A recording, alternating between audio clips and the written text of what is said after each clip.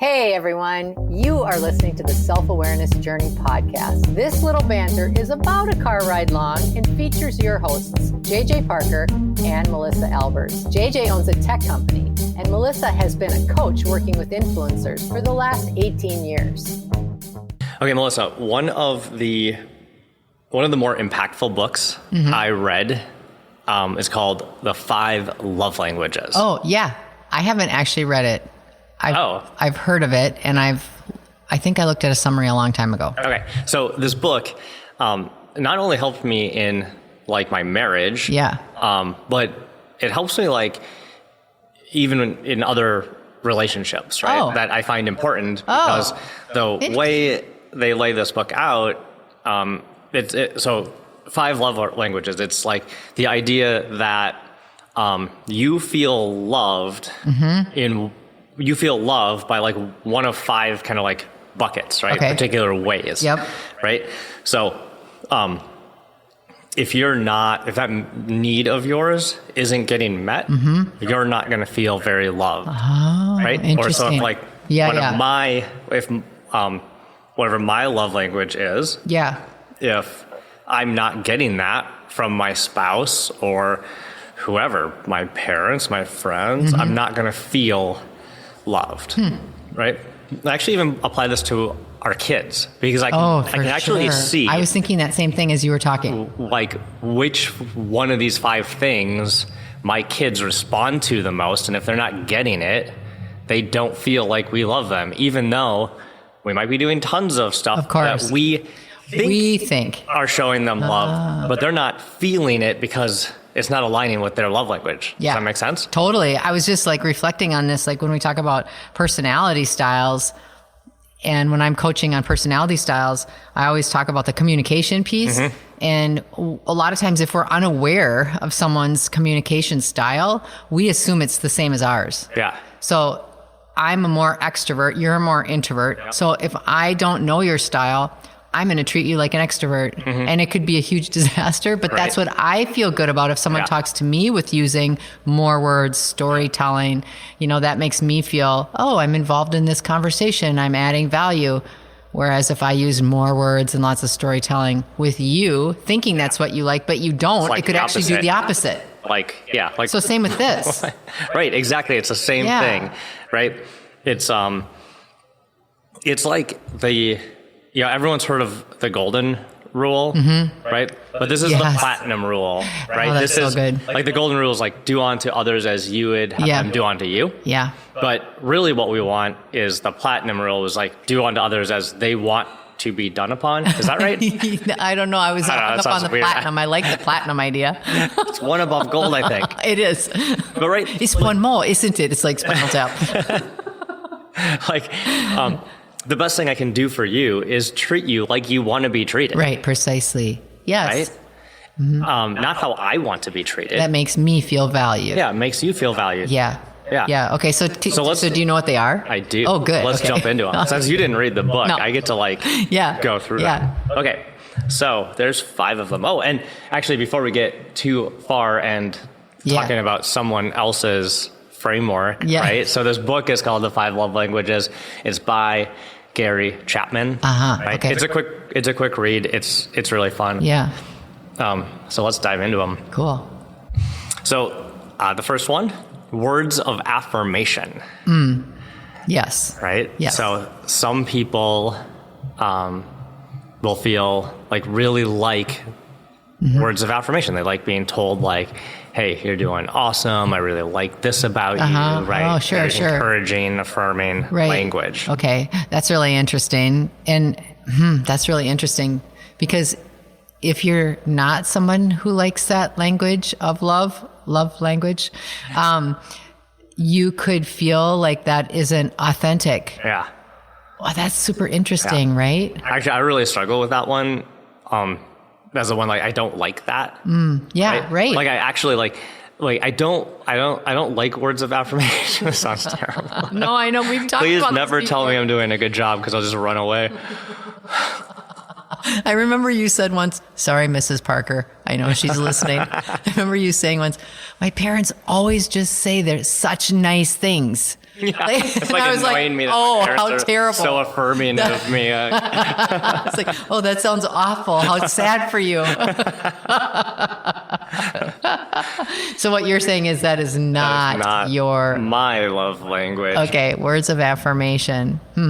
Yeah, that's interesting. So what do you think of that? Like, I mean, do you see people seeking that? Yeah, yes, I sure do. And also actually what I was thinking of is the number of people that I know that don't. That's what I was actually thinking about. It's like, wow, even like my children, they like having words of affirmation, but sometimes they really don't. So it's interesting. I wonder if you switch, is this like a core thing, or is it like could it be situational, I wonder? Or that's a pretty good question. Yeah. When I do my own self-reflection on this, and we'll get to the one that is my love language soon. Yeah. I feel like it's been the same for pretty much ever. Okay. So maybe... But that's just me. And maybe it changes. Probably is. It's probably like your really, really core thing. And then situational, maybe other things can apply. But I bet you're kind of wired in a certain way. Maybe, yeah. But yes, I was just thinking like one of my... I don't know if either of my children are words... I think it's... I see it in some clients for sure. Mm-hmm. And usually... Well, and I don't even want to place judgment on it. So my words don't mean, it's not in judgment, it's an observation. Feels like people that are a lot more extroverted are naturally people that enjoy more words. Yeah. And words of affirmation. Yeah, that would make sense. Yeah. Right? Yeah. All right. So the next one is acts of service. Oh, this is totally your love language, isn't it? It is. I knew it. Definitely. Yes. So... this is my husband's too, big style. I like doing stuff for people. Yes. Like the way I show love is like I do stuff. Yes. And this is the part where it's like super insightful for my relationship with Amber. Yeah. Was like whenever I wanted to really show her love and appreciation, like I would clean the entire house. I knew you were going to say that. That's what Mitch does. Right? Mitch still does that. Yeah. But for Amber, that drives her crazy. She's like, why are you cleaning the house? She calls me like the cleaning Nazi. Like, why are you like, I'm like, because I love you so much. Right. And it's like completely backfiring on me because all she wants, she doesn't want me to do that. Like she does not, that's not her love language. So it's like, I'm not actually. Yeah. Showing her love by doing that. Right. She's not like, I'm trying to show her love that way. Yeah. She's like, she's receiving it as quite the opposite. Yeah, like you're avoiding her because you're busy doing something. Or like I'm criticizing the cleanliness of the house or something. Sure. Right? Okay. Oh, that's interesting because I went right to how I felt sometimes. And I do feel sometimes like if Mitch and I, for example, so Mitch and I have been in total wedded bliss for, I don't know, 26, 27 years, whatever it is. But whenever we will really get into it, like, which isn't, I don't know how often, it doesn't matter. Not often. But whenever we do, the very next day or soon afterwards, the whole flippin' house looks like we had Merry Maids in for 2 weeks. And it's like, oh dear. And when we were first married, I would be like, what the hell is this? I couldn't figure that out. It's like, he's cleaning the house. Well, that's strange. Like, why doesn't he just sit down and talk to me? It's so weird. He's cleaning. Like, oh, look at now he's in there cleaning the garage. Like it would be like, depending on his level of how much love he was trying to show, we had like amazing results. Amazing results.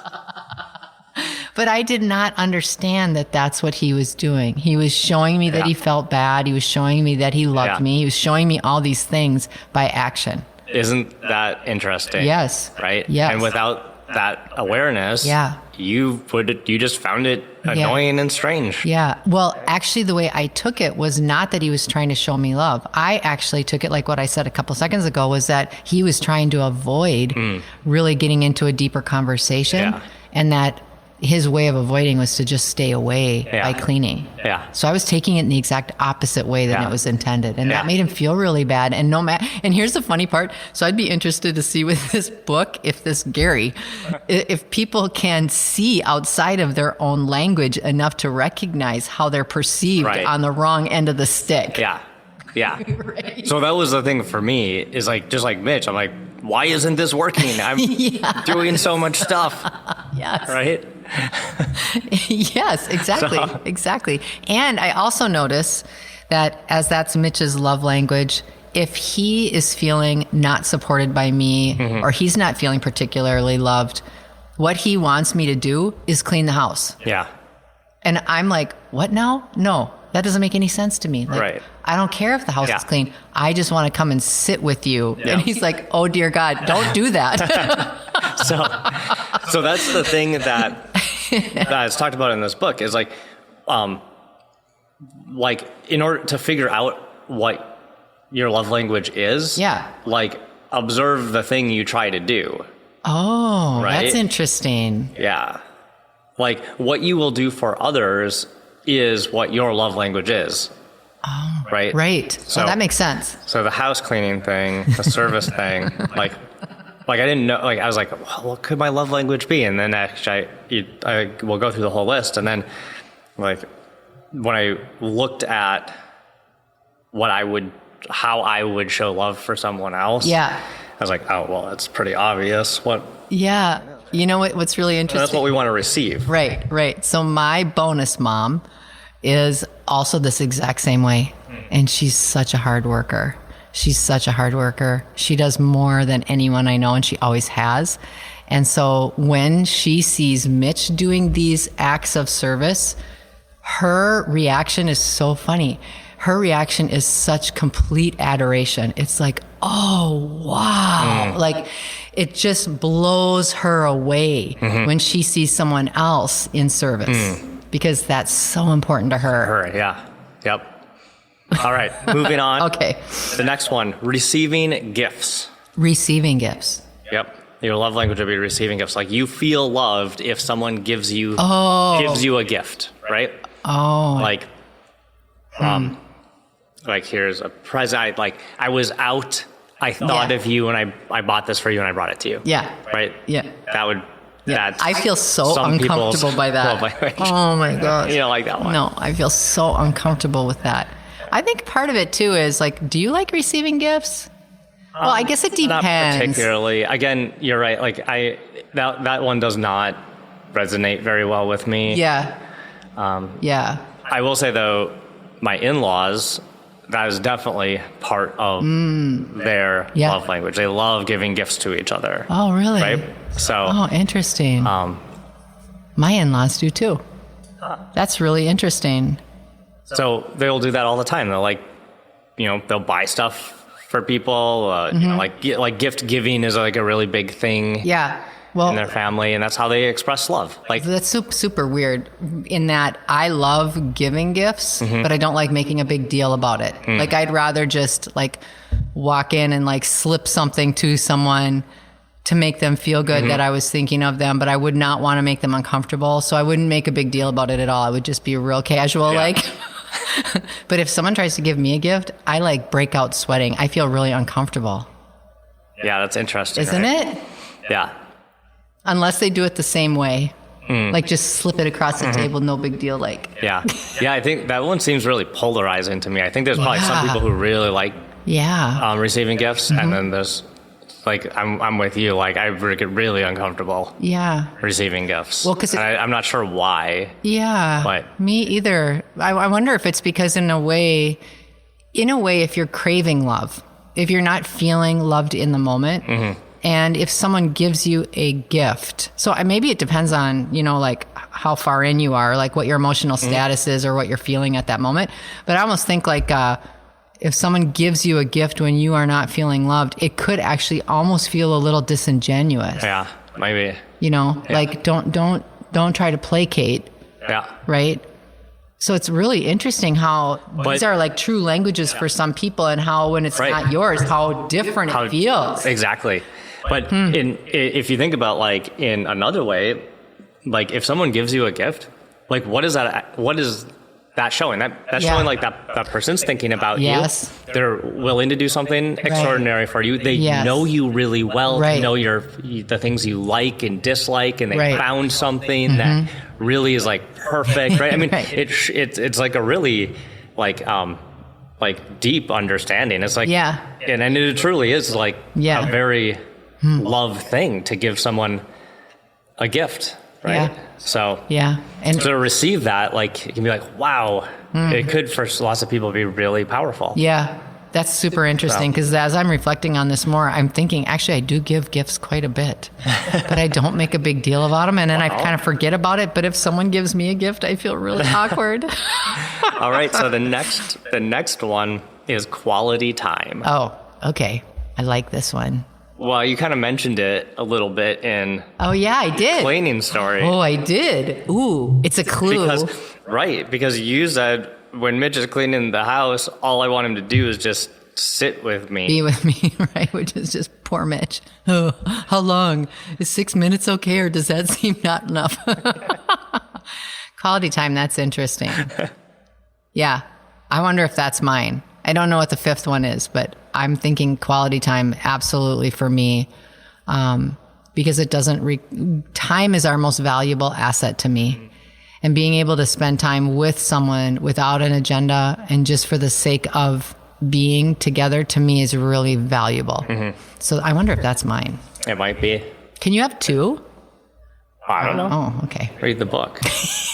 I'll listen to the short version on Kindle. This is Amber's quality time. Yeah. So just like, I mean, is it crazy? Actually, so I don't know funny. that you and I've ever talked about this in this detail, but like basically I'm Mitch and you're Amber. Yes. I don't know how that worked out. That's super funny. But, right. So whenever Amber and I are trying to show each other love, like I will go do stuff. Yeah. The entire time she's just like, why on earth are you doing all that stuff? Can you please just come sit here on the couch with me? Yeah. And the entire time I'm sitting on the couch, I'm like, oh my God, but I could be doing so much stuff. It's so dusty in here. It's like, she always gives me crap because like I can never sit still for very long. Yeah. And you know what? I guess I kind of maybe knew that was hers because there's been times like when we're super busy or you're really busy, you'll get a text from her saying, I made us reservations for dinner. Oh, yeah. I always love that she does that because it's like she recognizes what she needs and then she just does that. She doesn't play games about, I need this from you. Yeah, you better figure this out. Like she just says that this would be helpful. And I really like that she does that. And I think we could all be better doing that. Yeah, that's a really good example of her like advocating for herself. Yeah. It's really good. Yeah, and advocating for your marriage. Yep. Which I think a lot of times, not getting too deep, but this is what people do though, is they don't get their love language met and then they start telling stories that aren't really true. It's just the other person isn't thinking like that or understanding the depth of that. Yeah. What if, like, could it be as simple as there's these 5 general buckets? Yeah. People are misaligned for 30 years and just struggle. And if they would just have the awareness that the other person needs to be shown love in this fairly simple way. It's like a roadmap to success. Yeah, we're going to get a comment like, I tried the 5 love languages and I got divorced. But I did find a really cool new shark vacuum. So quality time, like, again, since this one's not mine, I have to be really deliberate with Amber about that. And I'm not, and honestly, I probably fail at that all the time. Like that's what Mitch does too. I try, but it's really hard. I mean, honestly, it's really hard for me to sit and kind of like hang out and chit chat and do nothing for more than 4.5 minutes. Yeah. That's also a very male thing though too. All right. Yeah. I mean, it really is like most men, I hate to put generalizations, but I don't mean it as a judgment. It's like, that's a study. Like it's harder for men to stay in something, for longer periods of time. Like they always say, if you have teenage boys, the best time to talk with them where they can hear you is when you're driving in the car. Because you're moving, you're not, they can't escape. You're not looking at each other. You're looking in the same direction and you're doing something. Yeah. So they are, their brain is allowed to listen to better during that time. And they can't escape. They can't escape. All right. So the last one, physical touch. Okay. Right. Yeah. So for some people, that's like really how they feel loved. And actually, when we talked about kids, like, I kind of suspect that this is my daughter's love language because all the time she wants like hang on you. Well, hang on us, but like really she asks all the time like, hey, can you rub my back? Like she loves does? sitting there or like brushing her hair. She likes us brushing her hair, rubbing her back, right? Yeah. So like I think that's Actually, I blame a babysitter on that. We had this babysitter when she was like a really, like when she was a baby, and she used to like rub her back until she fell asleep. No. Yeah. I mean, right? That's like, and then she's that kind of like formed into like a little habit, and Abby's always like, "Can you rub my back until I fall asleep?" I'm like, "What? No." That kind of time. Let me see. Is this touch? This is quality time. This is a service. Well, I don't know. I've got about 2.5 minutes. I'm conflicted. But no, this is, I think, like as she's gotten older, it's like she still likes likes that, and that's how I think she knows she's loved. That's really interesting. I feel like really independent, and I feel like, and sometimes I like to hold Mitch's hand or whatever, but most of the time I don't. That physical touch can sometimes almost feel like overwhelming. You know, like if someone's in my personal space too much, I start to feel like, oh, I can't breathe. Like I need space. Yeah. So that's really interesting. How about, so what do you think are your boys, like, what do you think? Like if we were to, I've been trying to like decode the boys. Yeah. No, again, they're 15 and 16. So they are also aliens. Like they're hard to understand what sort of species they are. Temporarily, they'll come back to being humans later. No, I don't. You know, I'm not really sure. I think, I don't know. Yeah, I haven't figured that one out. I was just thinking, I've been testing it a little bit, but yeah. What about your kids? I was just looking at that, and that's hard too because they're in their early 20s. I have a boy and a girl, and they both have a little bit of acts of service, but I don't know if that's a carryover from watching their dad, right? And that would be interesting too, genetically or just through your family unit, how you gain your love language, if it's through your family, you know, your core family or whatever. Yeah. But I see, yeah, you're right. Is that like, is they talk about like, things being like nature versus nurture, right? Exactly. Right? Mm-hmm. Is that like a nature, like a hardwiring thing, or is that like a nurture thing, like a behavior you learned like from your upbringing? Yeah, because I think when kids are little, I think that physical touch is much more, I think it's mandatory. Like I remember when I was little, my mom and I would do a lot of road trips to go visit my grandparents. And I remember my mom and I holding hands in the car. And we had a bag of candy between the two of us. I don't know if that was the tie that binds, but we would hold hands like for miles. Yeah. That was such a big thing for me. And my daughter Megan, when she was little, she had to constantly be sitting on my lap or me holding her until she was like 2.5 years old. She did not like to be away from me. Like she wanted to be held all the time. And now she's not really much of that person, but she does like acts of service. And so does my son. It's hard to say. I wonder if there is a little bit of like, that is maybe like more discoverable as you mature. Yeah. Right? Like, and even like if I were to have read this book, you know, like I got married when I was like 25. Yeah. Even as a 25-year-old, I might not have been able to recognize this stuff. Yeah. It could be like, it takes a little bit of knowing yourself for a while. Yeah. I actually think that it does too. And I think maybe you try different things out a little bit. Yeah.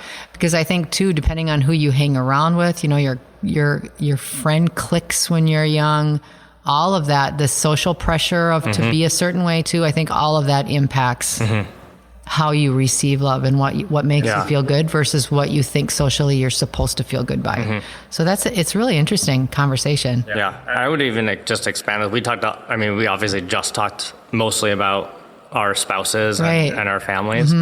I'd expand all of this stuff to our friends. Oh, for sure. Right. All of our friends want to feel loved. I mean, some friendships, like, you know, especially if you're a dude, you like don't say like, hey man, I love you every day, but like we can still like express these things and for sure, and support our friends by acting in these ways. And I would say even for me, it expands to my coworkers Yeah, too. I was like I thinking want that them too. to feel appreciated. Right.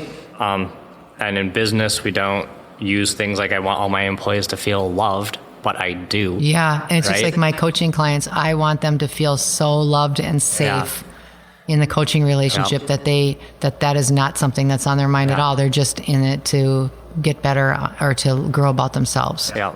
So I think this is a great framework. Yeah, me too. I'd recommend everyone reading this book, and I'd hope just like it did for me, it like really helped me like understand myself, and it had a big positive impact on my relationships. Yeah, that's really cool. And now, even though I was all flippant at the beginning, I'm actually going to read it now too. It sounds awesome. We hope that you've enjoyed today's episode. Our mission is to help people become happier and more effective by gaining insight into their own thoughts and feelings. We love your support. First, share this podcast with anyone you think might enjoy it. Second, leave us a rating or review on your favorite podcast site.